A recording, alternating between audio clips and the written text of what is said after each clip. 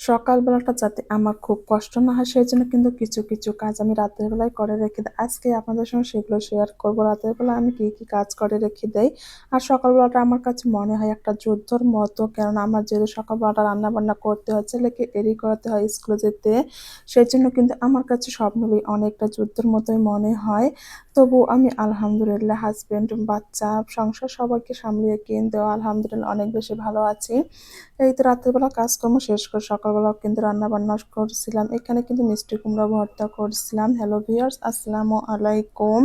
আমার সাথে যে এরকম কেন ঘটে আমি বুঝতেই পারি না। এখন বাজে প্রায় ১১টার কাছাকাছি। আমি এখন ভাবছিলাম যে কি করব সকালবেলা রান্না-বান্নার জন্য সেটাই প্রিপারেশন নিচ্ছিলাম। এর মধ্যে চোখে আসলো যে লবণ নেই। সকালবেলা যেহেতু আমি রান্না-বান্না করব, লবণ ছাড়া কিভাবে রান্না-বান্না করব এটাই তো বুঝতে পারছিলাম না।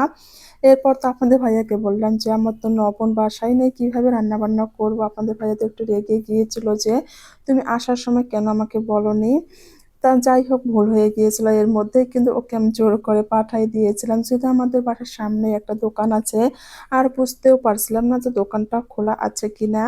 তারপর তো আপনাদের ভাইয়া চলে গেল। এখানে কিছু ডিম এবং লবণ নিয়ে এসেছে। ভাবছি ডিমগুলো যেহেতু নিয়ে এসেছে আর গায়ে এত পরিমাণে ময়লা, সেগুলো ক্লিন করে আমি ফ্রিজে রেখে দেবো। এই তো একটু ভিম বার দিয়ে দিয়েছি। এখন সুন্দর করে ক্লিন করে নেব।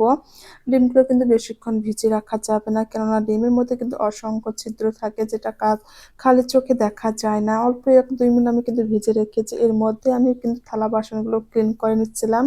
২ টা ৩ টা মানুষ এত পরিমাণ থালা বাসন নোংরা হয় যেটা বলার মতো না। আসলে কি মানুষ ১০ জন হোক বা ১ জন হোক সবাইকে কিন্তু সমানভাবে জিনিস জানাশোনার প্রয়োজন হয়। এদিকে তো একে সমস্ত কিছু ক্লিন করে নেওয়ার পর ডিমগুলো সুন্দর করে ক্লিন করে ফ্রিজে রেখে দেবো। রাতের বেলাটা না আমি সবকিছু কিন্তু এভাবেই গুছিয়ে রেখে দেই। আর সবসময় কিন্তু আমি যেটা করি রাতের বেলা খাওয়া-দাওয়া শেষ করে সবকিছু থালা-বাসন কিন্তু ক্লিন করেই রেখে দেই। শুধু তাই না রাতের বেলায় আমি ঠিক করে নেই সকালবেলা কি রান্না করব সেগুলোও বের করে নেই। যেদিন সবকিছু ঠিক করে রাখবো সেদিন কিন্তু সকালবেলা আমার ভাবতে অনেকটা সময় লেট হয়ে যায়। এই তো আমি সুন্দর করে ডিমগুলো ক্লিন করে নিয়েছিলাম। এরপর একটু ধুয়ে নেব। ডিমগুলো দেখতে এখন অনেক সুন্দর লাগছে। আর অনেক সময় দেখা যায় আমরা ডিম নিয়ে আসার সঙ্গে ফ্রিজে রেখে দেই। যেহেতু ফ্রিজে আমার খাবার-দাবার সবকিছু থাকে। আর এগুলো থেকে কিন্তু ব্যাকটেরিয়া ছড়াতে পারে। আর বাচ্চাদের খাবার কিন্তু আমরা সবসময় ফ্রিজে রেখে দেই। তাছাড়া কিন্তু এখন যেহেতু গরমের সময় তরকারি নষ্ট হওয়ার ভয়ে কিন্তু আমরা ফ্রিজে রেখে দেই। আর ডিম যদি এভাবে নোংরা অবস্থায় রেখে দেই তাহলে কিন্তু এর দ্বারাই জীবাণু ছড়াতে পারে। সেজন্য আমি সবসময় ক্লিন করে রেখে দেই। ভাবছিলাম এখন কি রান্না করব? ঘরে কিছুদিন ধরে সবজি আছে কিন্তু সেগুলো খাওয়া হচ্ছে না। আমার ঘরে না সবজি নিয়ে আসলে সেভাবে খাওয়া হয় না। যেহেতু ২ টা মানুষ ধরতে গেলে সবজি কিন্তু সেভাবে খাওয়াই হয় না। আর এখানে কিন্তু আমার মিষ্টি কুমড়া, কাঁচা কলা, পটল এগুলো কিন্তু শুকিয়ে গিয়েছে। ভাবছিলাম এগুলোকে খেয়ে ফেলবো না কি করব বুঝতেই পারছি না। যেহেতু টাকা দিয়ে কিনে নিয়ে এসেছে, ফেলে দেবো এটাও কিন্তু কষ্ট হচ্ছিল। এরপর আগে একটু পেয়ারা কেটে খাচ্ছিলাম। কাজ করতে ক্ষুধা লেগে গিয়েছে। রাতের বেলাটা না আমরা কিন্তু বেশিরভাগ সময় অনেক রকমের নাস্তা যেটা ইচ্ছে করে সেটাই কিন্তু খেয়ে থাকি। যেহেতু রাতের বেলা আপনাদের ভাইয়া বাসায় থাকে, মোহসিনের বাসায় থাকে আর সবাইকে নিয়ে খেতে আমার অনেক বেশি ভালো লাগে। এদিকে তো আপনাদের ভাইয়া কম্পিউটারে ডিজাইন করছিল আর আমি এখানেই পেয়ারাগুলো কেটে নিয়ে আসলাম। আর সবাই কিন্তু অনেক বেশি মজা করে খাচ্ছিলাম।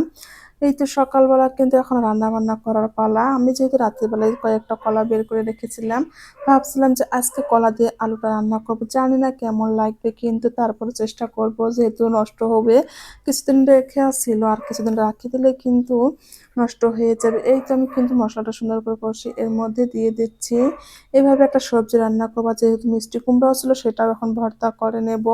সবজি জিনিসটা কিন্তু কম বেশি আমাদের সবাইকে খাওয়া অনেক বেশি প্রয়োজন। কিন্তু আমরা বাঙালিরা এমনই হয়ে গিয়েছি যে সবজি দেখলে আমাদের নাক ছিটকায়। আমরা ভয় পাই যে সবসময় সবজি কিভাবে খাবো? কিন্তু সবারই খাওয়াটা অনেক বেশি দরকার। যতই মাছ মাংস খাই না কেন আমরা যেহেতু বাঙালি হিসেবে কিন্তু ডাল, ভাত, সবজি, শাক এগুলো কিন্তু আমাদের ফেভারিট। এই তো একটু ভর্তা এবং একটু কলা দিয়ে আলু রান্না করেছিলাম। সেগুলো আজকে সকালবেলায় খাওয়া-দাওয়া হবে। আর দুপুরের জন্য কিন্তু আলাদা কিছু রান্না করতে হবে। যেহেতু এখন অল্প কিছু রান্না করছি, এগুলো দিয়ে কিন্তু আমাদের চলবে না। সবাই ভালো থাকবেন, সুস্থ থাকবেন। আল্লাহ হাফেজ।